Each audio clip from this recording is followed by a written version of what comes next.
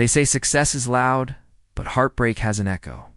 Mine sounded like the slam of a door and the whisper of her voice calling me. Unambitious as she walked, out of my tiny apartment, our apartment without. Looking back, I remember watching her leave through the warped window pane. Rain smeared the glass, turning her silhouette into something abstract, something already fading. She didn't take her clothes, or her books, or the mug she always used. She only took the future I thought we shared. For weeks, my life felt like a room stripped bare. Silence on the walls. Dust where dreams used to be. I worked until my hands cracked, sketching until dawn, drawing floor plans no one asked for. Designs, she said, would never matter. Designs she said I'd never be paid for. But tonight, months after she married the man she chose over me, the one with the glittering connections and sculpted ambition, I received an email. A contract. A mansion. A client with an unfamiliar name. But a wife with a very familiar one? Her. My first real commission is for her new life, her new dreams, her new husband. And as I stare at the blueprints I'm meant to create, one thought carves itself into me, like a blade sliding across stone. She left me because she said I'd never build anything worth staying for. Now I'm the one who will build the house she has to live in, and she has no idea it's me. When she stepped into my sketchbook, asterisk, autumn had always felt like a season made for other people, people with warm hands and warm homes. People who didn't mind the wind stealing the heat from their fingers. I was just a man on a worn park bench, sketching buildings that only existed because paper tolerated my fantasies. The city stretched around me in muted browns and golds like an old photograph, and the leaves fell with a soft, sympathetic rustle, as if applauding a dreamer too stubborn to quit. I didn't hear her footsteps at first. Just the cold wind. Just the scratch of pencil on paper. Just the quiet lie I lived in. Then a shadow crossed my sketchbook. She stood in front of me, like a misplaced page from a different story, cheeks pink from the wind. Hair tangled by the breeze, eyes wide with the kind of curiosity people lose by adulthood. She bent slightly, inspecting my drawing like she was studying something fragile. "Your drawings," she said, voice light but certain, "feel lonely." I looked up, and something in my chest clicked into place like a door unlocking. I laughed because I had no defense against truth said so gently. She laughed too, soft and warm, like the first brushstroke on a blank canvas. A sound that filled the empty spaces inside me. "You can tell that just by one sketch." I replied, "I can tell that by the way you're holding the pencil," she said. "Like you're afraid it'll shatter if someone watches too closely." Her words unsettled me. No one had ever seen me so clearly in such little time. She sat beside me without asking, her presence a quiet invasion I didn't want to resist. Leaves drifted around us, brushing over her boots, collecting in the folds of her coat like they were choosing her. We talked. About architecture. About ugly buildings with beautiful intentions. About beautiful buildings that were soulless inside. She nodded at everything, not in agreement. But in understanding the difference I had never received from anyone else, she confessed dreams under the orange sky. Dreams she'd never admitted out loud. "I want something real," she murmured, staring at the water. "Not glitter. Not curated perfection. Just warmth. Just peace." Her voice cracked at the last word as if she'd been chasing it for years. I didn't say anything. I simply watched her reflection tremble on the lake's surface, like it was afraid to exist. At one point she reached out, touching the pencil in my hand. The brief contact sent something warm flickering through me. "Build something someday," she whispered. "Something that makes people feel safe." Safe. A simple word. But to me, it felt like being handed a compass in a storm. From that moment, something shifted. She became the north my life silently aligned itself to. The anchor my drifting heart clung to. She didn't know it, but her wish carved itself into me like a prayer. It was desperate to fulfill. We stayed until the sky turned purple and the city lights blinked awake. She hugged her knees to her chest, talking about futures neither of us could afford yet. I thought she looked like she belonged in that moment, in autumn, in fading light, in fragile honesty. But sometimes the things that feel like home are only temporary shelters. Sometimes warmth is borrowed. Sometimes light belongs to someone else entirely. What I failed to notice, even when she laughed and leaned her head a little too close, was the way her eyes skimmed over me, not in admiration, but evaluation. As if she were silently cataloging the things I lacked: stability, money, direction. All the currencies of the world she secretly wanted. I thought love softened judgment. I thought honesty meant promise. I thought autumn was gentle, but she was already imagining a different future, a different man, a different life. When she finally stood to leave, she smiled at me like she'd discovered a hidden part of herself. "See you around," she said, though neither of us knew fate had already written us a tragic blueprint. I watched her walk away, swallowed by falling leaves. I didn't know it then, but autumn would be the season she returned. Autumn would be the season she left. Autumn would be the season she broke me, and that day was only the prologue, a quiet beginning to a story I never realized wasn't mine to keep. Asterisk, warm nights. Cold warnings, asterisk, asterisk. The days after meeting her felt like someone had quietly adjusted the brightness of the world. Colors sharpened. Sounds softened. Even the air felt more bearable. I found myself returning to the same park bench every afternoon, pretending I was there for the light, the view, the inspiration, anything but the real reason. She always arrived before I could admit. I was waiting. Sometimes she carried coffee. Sometimes leftover pastries from a bakery she loved. Sometimes she brought nothing but her stories, little fragments of her life she handed me like fragile gifts wrapped in laughter. I learned she loved the sound of pencils scratching on paper. She learned I hated erasing my lines. It felt too much like erasing parts of myself, bit by bit. She filled the silence I used to live in. One chilly evening, a gust of wind sent my sketches tumbling across the pavement. I scrambled after them, cursing under my breath, but she was quicker. She caught the last page, my most personal work, a half-finished design of what I imagined a home should be. Not a house. A home, warm light, soft corners, a place where exhaustion could finally exhale. She studied it with an expression I couldn't decipher. "You want this?" she whispered. "You want something gentle?" Her fingers brushed the edge of the paper, and for a moment, I swore she understood me more deeply than anyone ever had. But just as quickly, the softness vanished. "You won't get it if you don't push yourself harder," she added. "Dreams don't build themselves." A warning disguised as advice. A shadow drifting into the warmth we'd grown. I ignored it. I was too busy drowning in the way she looked at me when she said my name. She started visiting my apartment soon after my cramped, crooked-ceilinged apartment that smelled faintly of coffee and graphite. She'd sit on the floor while I sketched at my desk, humming songs she said she only remembered around me. I'd turn sometimes and find her watching me like she was memorizing the shape of my concentration. "Why do you always squint when you're focused?" she asked one night, tilting her head. "Because I'm trying to see the future," I joked. Her expression softened. "Then let me see it too." She crawled closer, shoulder brushing mine as she leaned over the paper. The warmth of her skin, the scent of her shampoos, something citrus and quiet made the room feel smaller in the best possible way. Moments like that made me believe we were building something unspoken, delicate, real. But intimacy is strange. It reveals and conceals at the same time.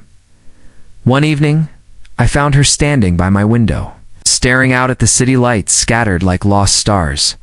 I walked over, slipping my arms around her waist, expecting her to lean into me. She didn't. Instead, she asked, "Don't you ever want?" More what?" Her silence answered for her. "More money. More stability. More direction. More certainty than a man whose hands were always stained with graphite could offer." When she finally turned around, she masked the heaviness with a smile, but the crack was already there. A tiny fracture I pretended was harmless. I kept working late into the night, sketching, planning, dreaming, fueling myself with the hope that one day I could be enough for the future she quietly hungered for. She'd fall asleep on my couch, curled into a small shape, her breathing slow. I'd watch her from the desk, the lamplight painting her in gold. In those moments, she looked peaceful, untouched by the world's sharp edges. Yet even in sleep, her hand often slid across the cushions, searching for something that wasn't me. Stability, safety, certainty. But love blurs warnings. Hope blinds common sense. And I kept convincing myself I could fill the empty spaces of her dreams with the future I was trying to build. I didn't notice the distance creeping in the pauses between her laughter, in the sighs she tried to hide, in the way her eyes lingered on the lives passing outside my window, glowing behind glass towers. She wanted warmth, but she also wanted a fire bright enough to compete with the city. And I was just a candle burning itself out trying to light her world. I didn't know it then. But every quiet moment we shared was a step closer to the edge neither of us saw coming. A soft prelude to a heartbreak already waiting in the wings. The nights were warm, but her warnings were colder, and one day soon, I would finally feel the winter behind her smile. When she called me unambitious ***, the night of her promotion dinner felt like stepping into a version of her world I was never meant to inhabit. Everything gleamed: glass walls, polished floors, silver cutlery that reflected more judgment than light. People floated around in tailored confidence, their voices smooth as marble, their smiles sharp as architecture I could never afford to design. She stood beside me in a navy dress that made her glow like she belonged among these people. I stood beside her in a jacket I borrowed from a friend because mine wasn't formal enough. She didn't say those words to be cruel. That was the problem. They came out effortlessly. When her coworkers approached, she straightened, her posture shifting into something practiced. I felt the change instantly, like she'd slipped into a costume I'd never seen. "This must be the boyfriend you mentioned," a colleague said, eyeing me with polite curiosity. Before I could speak, she laughed too quickly. "He's figuring things out," she answered. "Figuring things out. Not architect, not designer, not dreamer. Just a man wandering without a compass." Her words hit me quietly, like a hand pushing my chest just enough to stagger me. Still, I smiled. I told myself she was nervous. I told myself the setting pressured her. I told myself anything that would soften the sting that kept digging deeper. The dinner passed in pieces, clinking glasses, overlapping conversations, a chandelier above us that glittered like a net.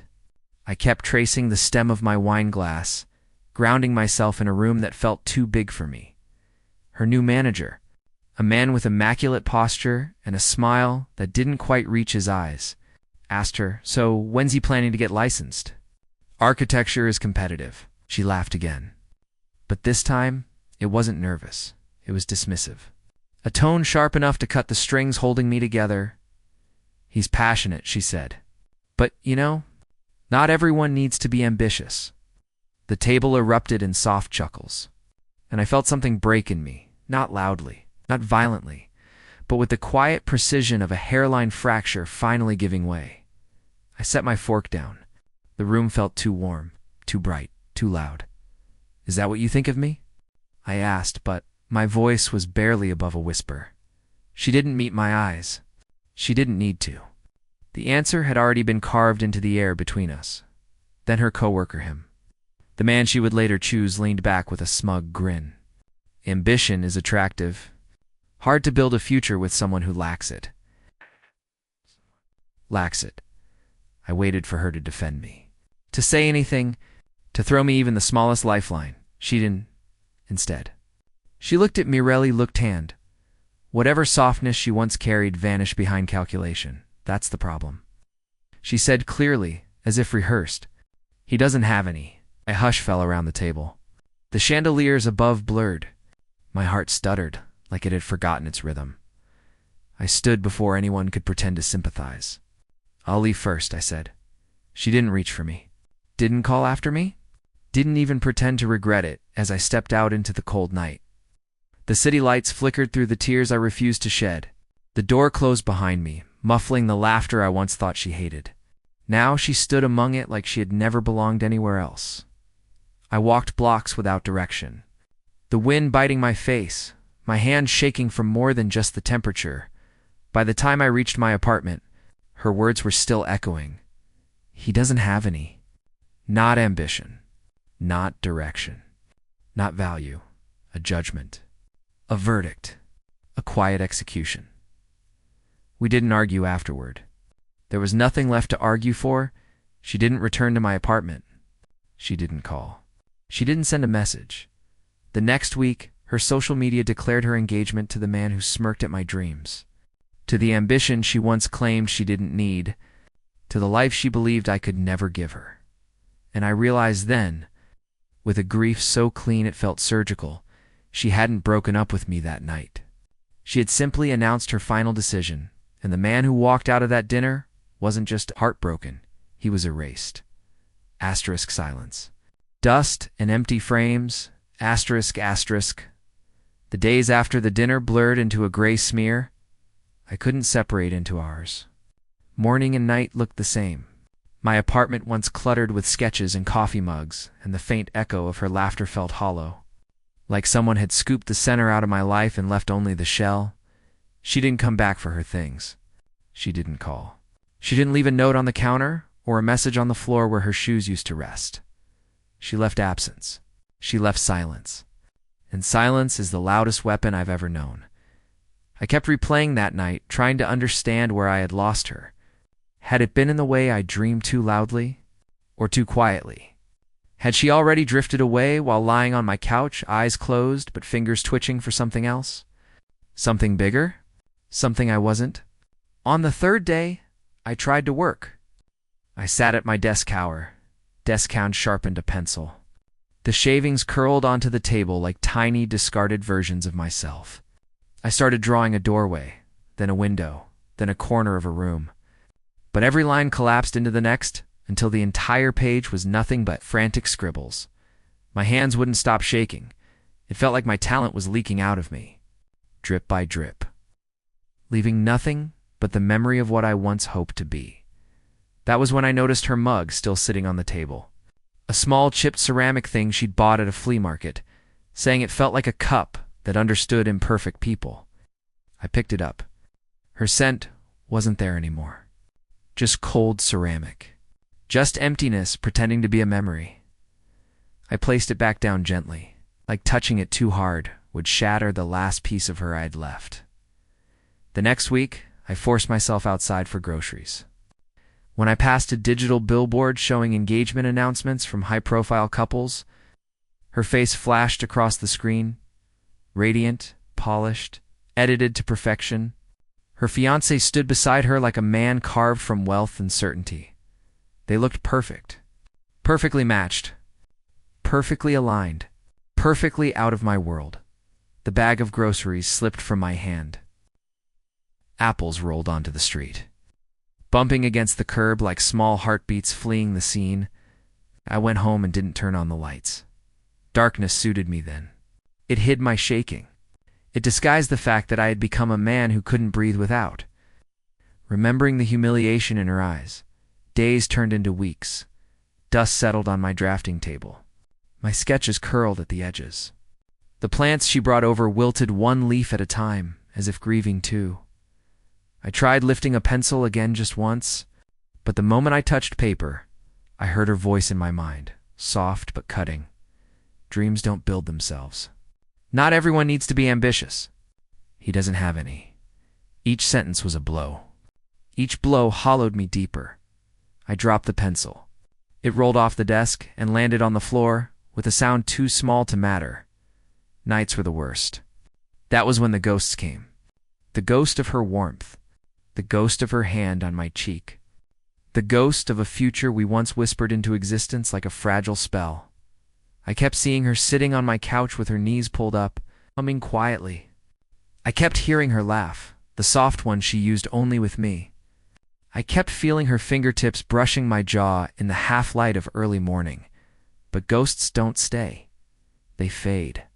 And when they fade, the person left behind becomes a graveyard of unfinished stories. The lowest moment came late one night, when I opened the drawer I'd avoided for weeks.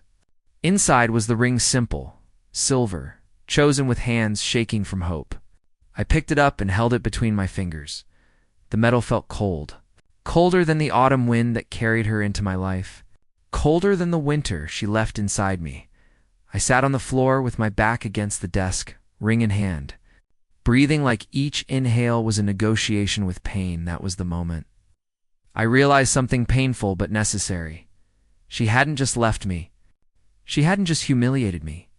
She had convinced me that my dreams were worthless, and I let her. The fall wasn't her doing. It was mine, because I had handed her the power to define me. But rock bottom has a strange kind of mercy. It forces you to face the truth with no distractions, no illusions, no borrowed warmth. And the truth was simple. My life had been demolished. And demolition is only the first step before rebuilding. The fall was complete, and somewhere far above the wreckage, a spark waited to be lit. When the world finally looked my way, hope didn't return to me with trumpets or sunlight. It came quietly like a single match flickering once in a dark room. It began the night I couldn't sleep, lying on my back with the ceiling pressing down like a second sky. The ring she left behind still sat on my desk, catching moonlight like a silent witness to everything I'd lost. My hands ached to do something, anything other than feel so. Out of instinct or desperation, I reached for a pencil. The graphite felt unfamiliar at first, like holding a memory I wasn't sure belonged to me anymore. But once the tip touched the paper, something inside me aligned. The lines didn't wobble this time. My hand didn't shake. I sketched the one place I had always wanted to give her: a small, warm apartment with wide windows and soft corners, designed for gentle mornings and safe nights. I drew it the way I used to dream it, with sunlight pouring across the floors, with shadows that didn't threaten but embraced. My mistakes, my heartbreak, my humiliation, they all bled into the page. And the design that emerged wasn't perfect. But it was real, raw, honest, uncompromising. For the first time since she left, I felt like I could breathe again. 2 days later, on a whim sharpened by insomnia and bitterness, I submitted the sketch to a design competition I'd forgotten I subscribed to. No expectations. No hope. Just a need to exhale the last remnants of her voice inside my head. I didn't even review the submission before sending it. I simply hit submit and closed my laptop. Then I waited for nothing but the universe. For once, didn't choose silence. A week later, an email appeared in my inbox at 3:14 a.m. I opened it expecting another newsletter I'd never read. Instead, I saw 2 words that made my chest convulse. First place. I read the sentence again, and again, and again until the meaning finally caught up to reality. They wanted to feature my design, interview me, showcase my work in architecture journals, invest in my concepts, me. The man she said would never succeed. The man she called unambitious. I sat there in the dim glow of my laptop, breathing unevenly, tears blurring the screen, not from pain this time, but from something sharper, brighter, a spark, small, trembling, but alive. In the following days, messages flooded in. A mid-sized architecture firm asked to meet me. A contractor offered collaboration. A developer expressed interest in a residential series modeled after my design. It felt surreal, like stepping into a dream that had waited patiently for me to remember it. I walked into the firm's office wearing a borrowed suit again. But this time it didn't feel like armor. It felt like a placeholder for a future I hadn't fully stepped into yet. The senior architect examined my portfolio, the sketches. She once dismissed and, his eyes widened. "You have an instinct for environments that heal," he said. "Spaces people want to breathe in." Something inside me cracked, then not from pain, but from release. Someone finally saw me. Saw what she never cared to look at. Saw worth where she saw inconvenience. They offered me a junior partnership with mentorship, funding for my projects, and creative freedom I'd only ever dreamed of as I signed the contract. I felt like I was rebuilding myself brick by brick, not to prove her wrong, but to prove myself right. I wasn't unambitious. I wasn't small. I wasn't a failed dreamer. I was rising, but life is a strange architect. It builds connections in places we'd never expect. Because just as I began to step into this new chapter, just as success started whispering my name, a message arrived from the firm's main client, requesting me, specifically a high-profile couple, a luxury mansion, a wife with a familiar face, a familiar voice, a familiar past. Her past. Our past, my heart stilled. Of all the projects in the world, the first commission of my reborn career would be designing the home of the woman who broke me, and the spark inside me did not extinguish, it sharpened, because fate, it seemed, wasn't done building me yet. Asterisk when her name returned like a bruise. Asterisk, asterisk, the email sat in my inbox like a pulse, soft, subtle, impossible to ignore. A referral from the firm. A request for me specifically. The client's name was printed in clean serif letters, elegant and sharp against the screen. But the moment I read it, the world around me tilted. Mr. and Mrs. Hahn, his name first. Her new surname second. And beneath it, in parentheses, her maiden name, like an afterthought. Her name. The one I tried to forget. The one my heart still flinched at, like a muscle remembering pain. I stared at it for a long time, feeling something cold and electric run through my ribs. Not anger. Not grief. Recognition. The painful, reluctant kind. I closed the laptop. Opened it again. Read her name until it blurred, until it stopped looking like a wound and more like a warning. The universe wasn't subtle. It never had been with me. But this felt cruelly deliberate. The next morning, I walked into the firm's conference room, with my heartbeat hiding behind my ribs like a startled animal. Sunlight spilled across the long table, illuminating rolls of blueprints and models my new world, the one I had built without her. I almost felt steady, until the door opened and she walked in, not alone. Her husband followed behind her, the same man who smirked at my dreams the night she called me unambitious. He looked identical, sleek suit, expensive confidence. That same smooth arrogance that slid across the room before he did. But she looked different. Same face, same eyes, same elegance. Yet something was missing. The ease, the warmth, the softness she once carried like a lantern through my darkest nights. Now she shimmered like polished marble, beautiful, cold, untouchable. When her gaze landed on me, her breath caught.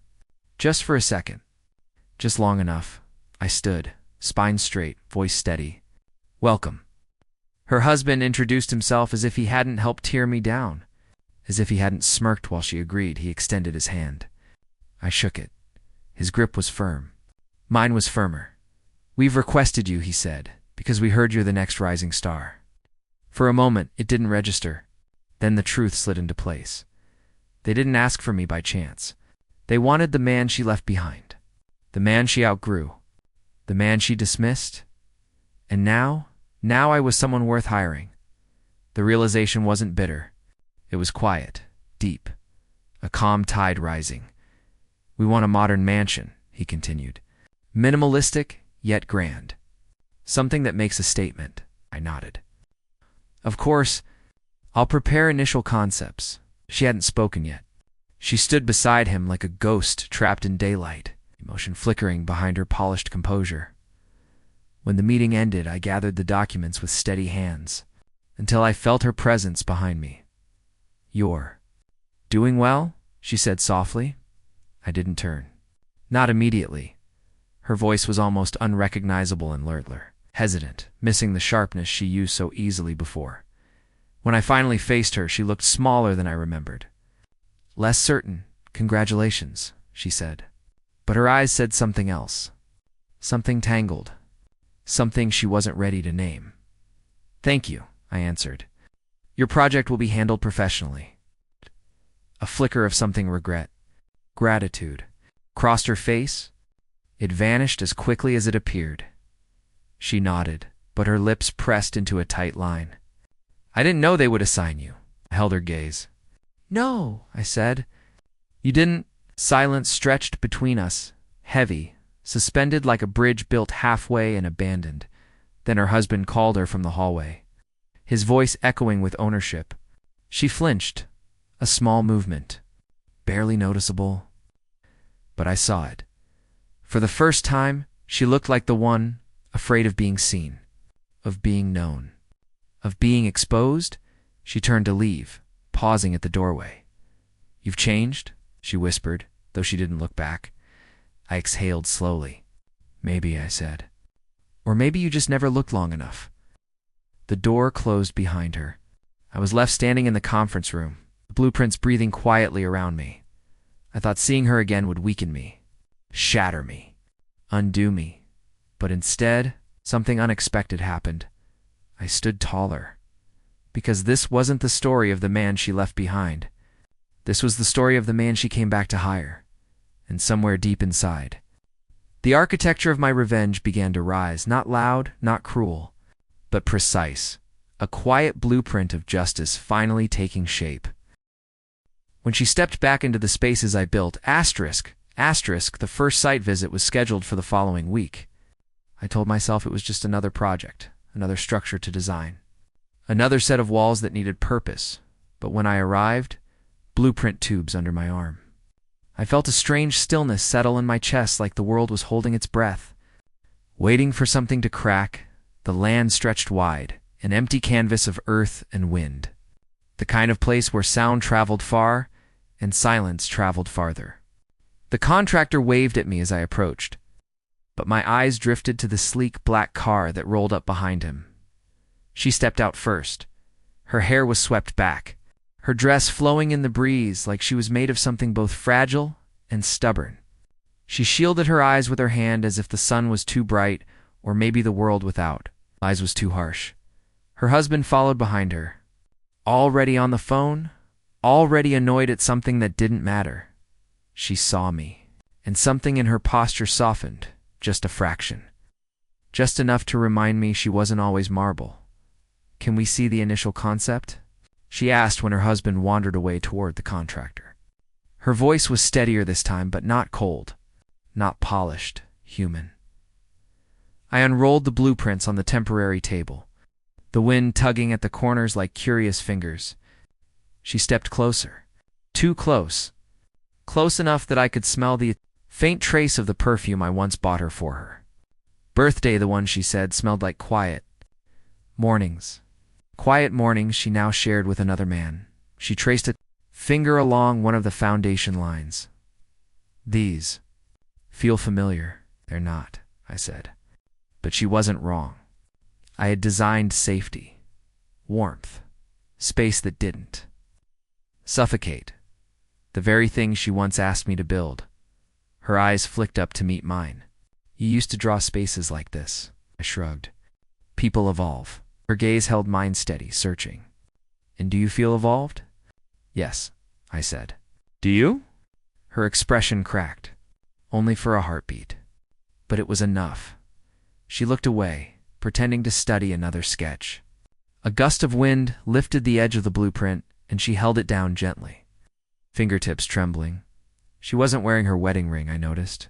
She noticed that I noticed. She pulled her hand back like it had been burned. "My husband likes the design," she said quickly. "He said it looks expensive." "It is," I said. "A statement home always is." She bit her lip. "You're different now. I had to be." The words hung between us like a bridge rebuilt with steel instead of hope. Her husband approached then, irritation carved into his forehead. He snapped at the contractor about costs, delays, permits, his voice sharp, slicing the air. She flinched again. I watched. She knew I did. "You'll manage this personally, right?" He demanded. "Yes," I said. "And you'll update us weekly?" "Yes." "Good." He clapped his hands once, dismissive. "We want perfection." He walked away before I could respond. She stayed. When the others drifted off, she asked quietly, "Does it bother you, working with us?" "No," I said honestly. "Not anymore." "Why not?" "Because I don't lose sleep over what I've outgrown." Her breath hitched. "I didn't mean to. You did," I said gently. "And that's fine." You chose a different life." She swallowed hard. Her eyes glistened, not with tears, but with something heavier. Something that didn't fall easily. "Does it ever get easier?" she whispered. "What?" "Living with the consequences of your choices?" The wind stilled. The world paused. Even the unfinished earth felt like it leaned in to listen. I looked at her. Looked. The cracks in her composure, the tightness around her mouth, the loneliness she hid under designer fabric. "No," I said softly. "It doesn't." Her lips parted, but no words came. She looked smaller than her shadow on the dirt. Almost breakable, almost familiar. Before she could speak again, her husband called. Her didn't say her name, just jerked his head like she was an employee, not a wife.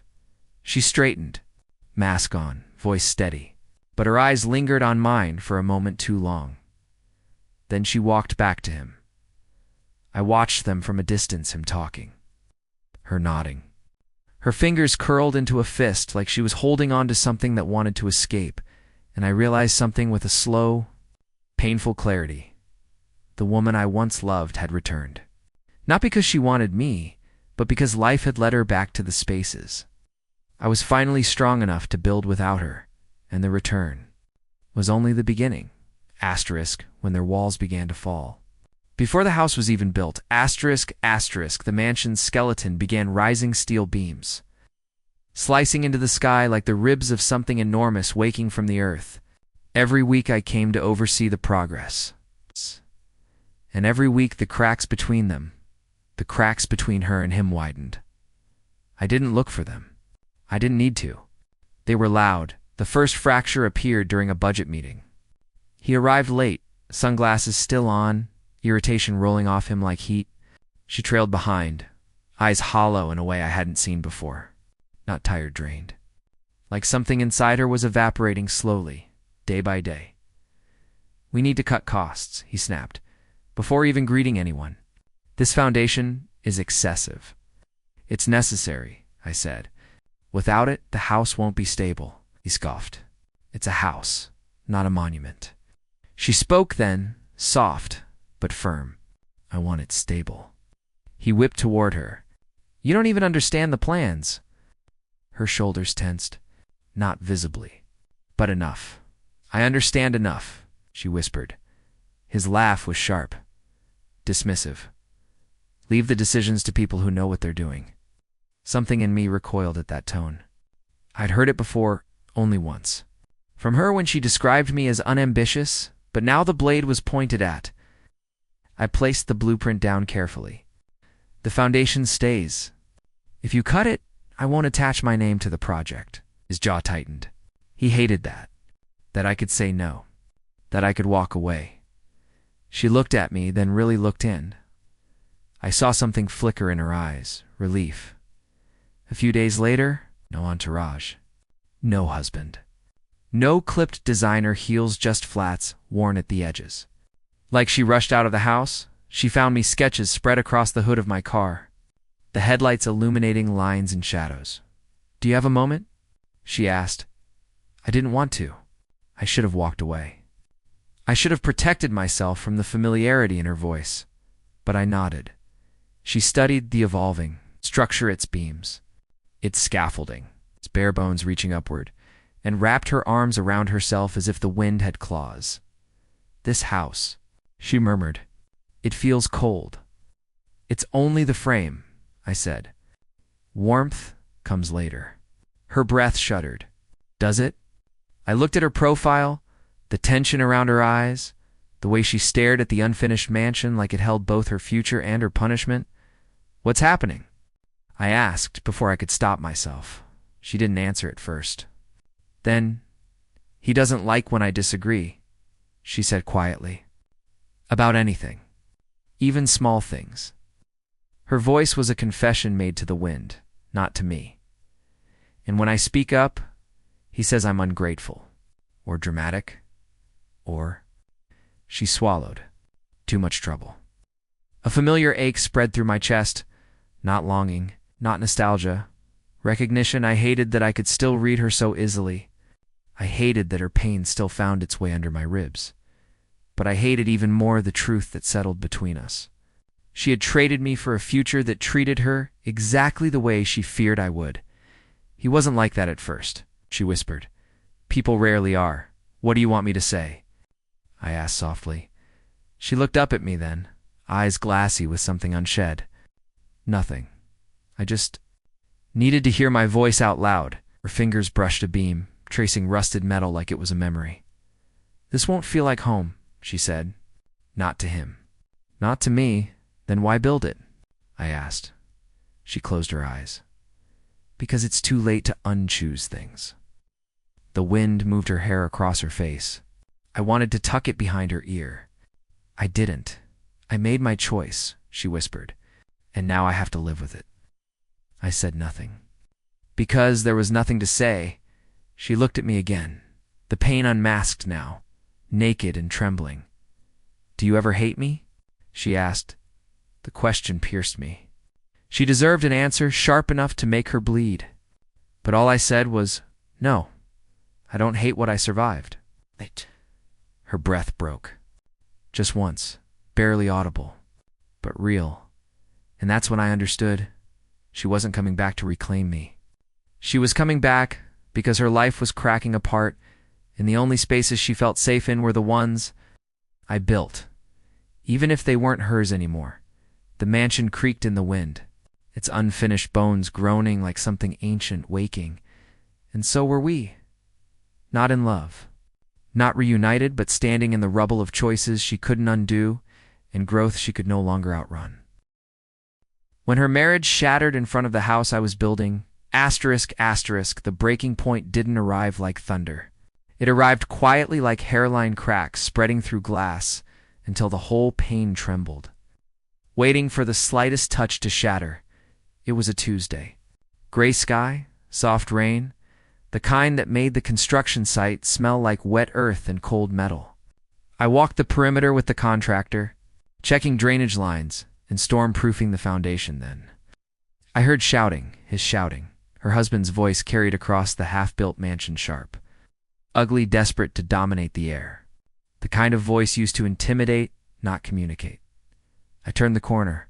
She stood at the base of the scaffolding, arms wrapped around herself, trying to make her frame smaller. He stood inches from her, face contorted with fury. What do you mean you changed the lighting plan? He snapped. I only asked for softer fixtures, she said, voice low. The ones we chose were too harsh. You're not the designer. He barked. You can't just make decisions because you're bored. She flinched not outwardly, but inwardly. The kind of flinch you learn to hide. I just wanted the house to feel like what? Yours? He laughed bitterly. Please, you're lucky to even live in a place like this. Her jaw clenched.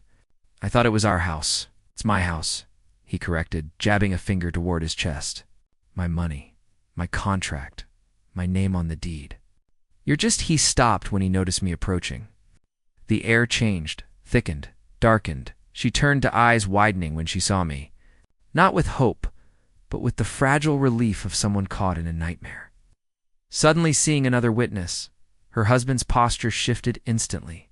Straightening, smoothing, pretending. Your architect is here, he said through gritted teeth. Perfect. I kept my voice even. Is there a problem?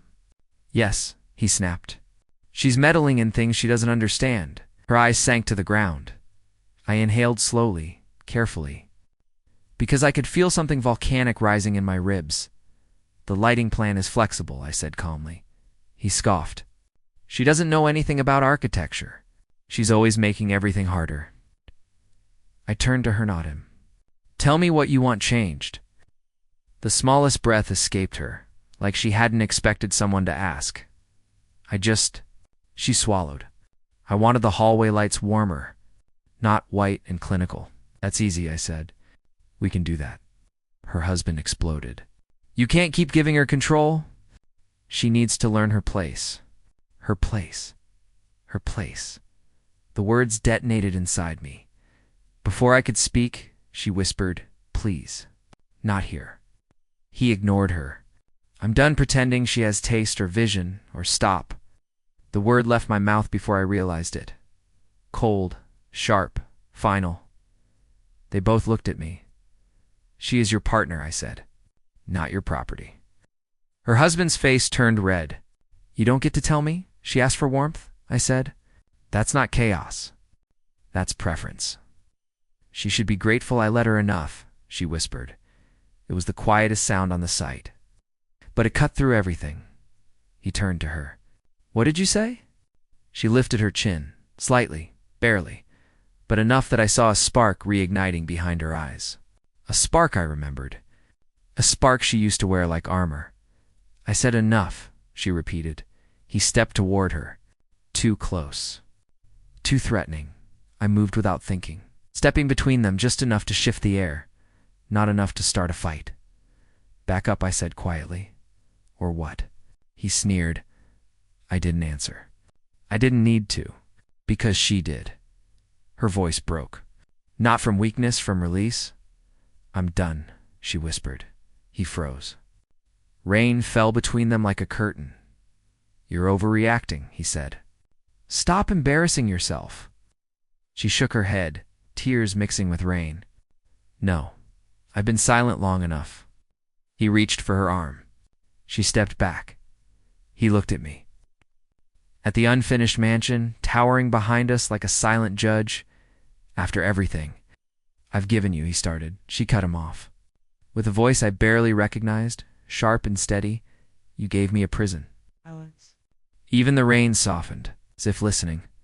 Her husband stared at her like he was seeing her for the first time and not liking the view. "Do what you want," he spat. "I'm done trying." He stormed off toward the car, tires skidding in the mud as he peeled away. She stood still long after he left, breathing in small, uneven gasps. I didn't touch her, didn't comfort her, didn't pretend this was mine to fix, but I stayed, quietly, beside her. Just like the beams of the house that refused to fall. Even in the rain, after a long moment she whispered, "I didn't break today." I finally stopped pretending. I nodded, and as lightning flickered behind the mansion's rising frame, I realized the house wasn't the only thing being rebuilt. She was too. Asterisk when I designed the life she could never have. Asterisk, asterisk. Winter had begun to settle over the city when I finally walked through the finished mansion. Steel, glass, and light stretched into the sky, a silent testament to everything I had survived. Every beam, every shadow, every carefully placed window whispered my name. Not hers. Not his. Mine, she arrived first. As always, walking through the grand foyer, like she owned the echo of my labor. But this time, she didn't belong. It's not here. Not in the space I had built from loss, fire, and ambition. She looked at the rooms, the warm lighting, the way each hallway invited life. Her eyes flickered not with admiration, but with recognition. Recognition of what she had left behind. Recognition of what she had underestimated. She began, voice small. "It's incredible." I let her admire it. I didn't speak. I didn't explain. I didn't soften. Because I had learned the art of quiet victory. Some truths are shown, not told. She stepped into the living room. I followed at a distance, noticing her hesitation in a house she had commissioned, but had no right to claim. Every step she took was measured, careful, almost reverent. "Almost afraid you made warmth," she said. "Where there should have been cold?" I allowed a shadow of a smile. "It's what I do." Her husband appeared behind her then, suit impeccable, face taut with frustration, masked as authority. He looked at me truly. Looked. Not with envy, not with disdain, but with the hollow understanding of a man who had built a life on control, only to see it crumble around his own feet. "You designed this?" he asked, voice sharp, disbelief bleeding through. "Yes," I said simply. "Exactly as requested." She glanced at him, then back at me. No words, nothing to defend him. Nothing to excuse herself. And in that silence, the scales fell. The mansion, my masterpiece, spoke for itself. Every room, every corner, every shadowed hallway declared, "This is built on vision, on perseverance, on endurance. Not on convenience. Not on entitlement. Not on privilege," she swallowed. She wanted to apologize, to reclaim something that wasn't hers anymore. But she couldn't. Not here. Not in the home I had raised from the ruins of my heartbreak. Her husband, who had once sneered at me, now flinched at the space between us. He realized, too late, that he had commissioned brilliance from a man he thought was beneath him. That the woman he married, the choices he took for granted, were only meaningful in the spaces I had created. And I watched, quietly. As his control began to slip like sand through fingers, she finally whispered, almost inaudible over the hum of the heating eye, "Underestimated you." I nodded. No anger, no triumphal gloating. The truth itself was sufficient. "You underestimated yourself," I said, voice soft, steady, final. Her lips parted, but no apology came. Not because she couldn't, but because she knew she didn't deserve one. I walked past them, stepping into the sunlight pouring through the grand windows. The warmth hit my face differently this time. It wasn't borrowed. It wasn't for anyone else. It belonged to me, and I understood fully. This house, these walls, the life I had built within them, it wasn't just architecture. It was justice. It was survival. It was proof that some love, some loss, some pain can be transformed into something luminous and unstoppable. I paused at the balcony. Looking over the city stretched beneath me. Her gaze followed mine, but I didn't turn to her. I didn't need to. The legacy of my ambition, my heartbreak, and my perseverance sprawled out like the final blueprint of my life. A life she could touch, but never own. A future she could admire, but never alter. She left that afternoon, quiet, empty-handed, with a glance that was almost regret. Her husband followed, silent, and the mansion, standing tall and unshakable, remained mine. Entirely mine. For the first time in years, I exhaled fully. The weight of betrayal, of loss, of unspoken dreams, all of it had been lifted, brick by brick, beam by beam, and I finally felt the warmth she once demanded, the kind that could not be stolen, borrowed, or destroyed, because it wasn't hers to begin with. It was mine, and I had built it. From the ashes of what she could never understand, the city spread out below, endless and alive. And for the first time, I felt unstoppable.